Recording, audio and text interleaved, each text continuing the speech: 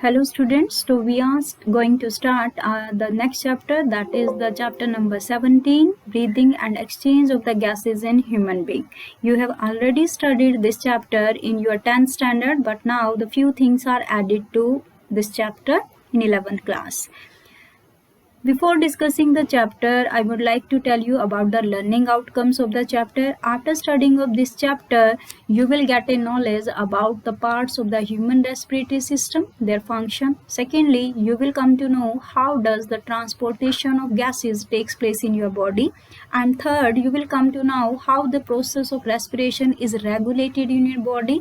And fourth one is you come to know that what are the respiratory disorders that are related to respiratory system. So now we are going to discuss this one by one. Now this is the diagram of the human respiratory system that is visible on my screen. As you can see, the respiratory system that starts with the nasal cavity, these are the first part of your respiratory system. This nasal cavity is having a pair of opening at the lower base known as nostrils.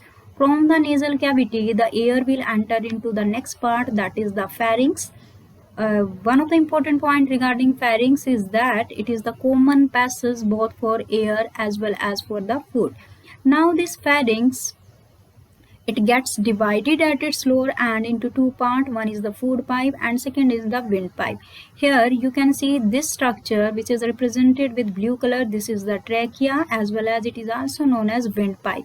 Now the anterior part of this trachea that is slightly enlarged, that is known as larynx, and the opening of pharynx into trachea is known as glottis, and this glottis is covered by a flap-like structure known as epiglottis. Now moving further, as you can see, this windpipe, it is supported by a rings of cartilaginous. You can see these are the rings of the cartilage, and these cartilaginous rings prevent the collapsing of the trachea, so that if the air is not blowing into it, then it may shrink and the people may die. That's why this trachea is kept in the inflated position with the help of these cartilaginous ring. As there are two lungs in the human body, so obviously the trachea is also divided into two parts. One will enter into the left lung and the second will enter into the right lung. Within each lung, as you can see, each bronchi is divided into parts which are known as bronchioles.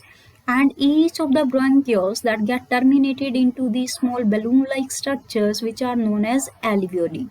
Actually, these alveoli are the actual sites of exchange of O2 and CO2 between air and the blood. Now you can see that each lung, whether it is right lung or left lung, it is protected by particular membrane, and these membrane are known as pleural membrane.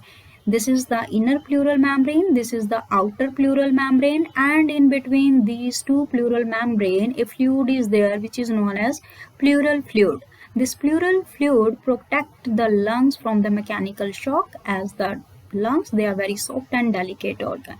Now this is the next part. This is the C-shaped structure that you can see, it is the diaphragm.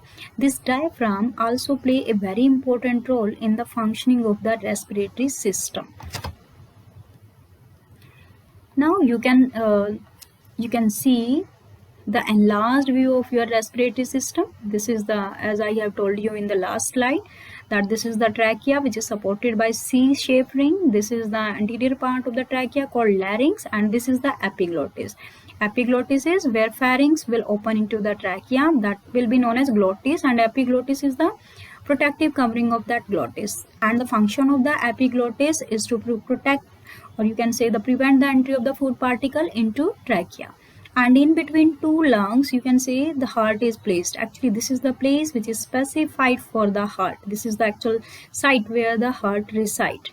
In this diagram, it is more clear that within each lung, the bronchi will divide into bronchioles. These are the bronchioles, and each bronchioles is ending into these balloon-like structure which is known as alveoli.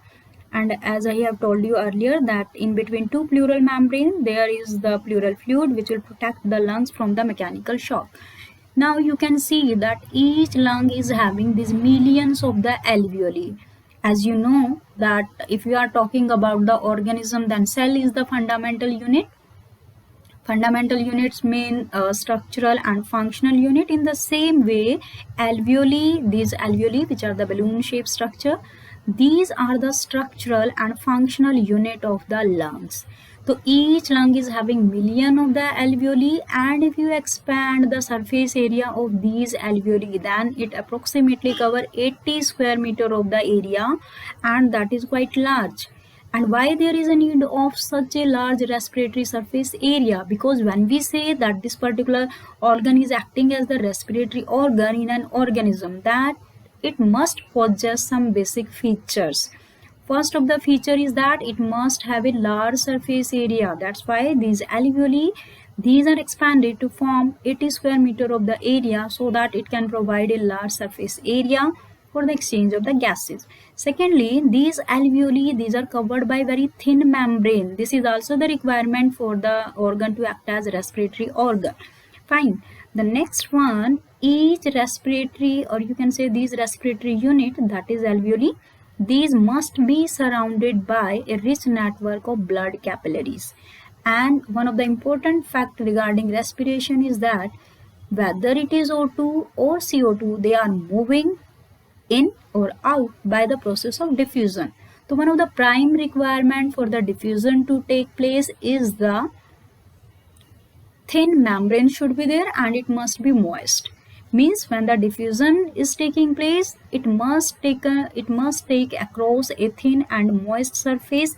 That's why the alveoli, these are covered by a thin and moist surface, so that the diffusion can take place easily.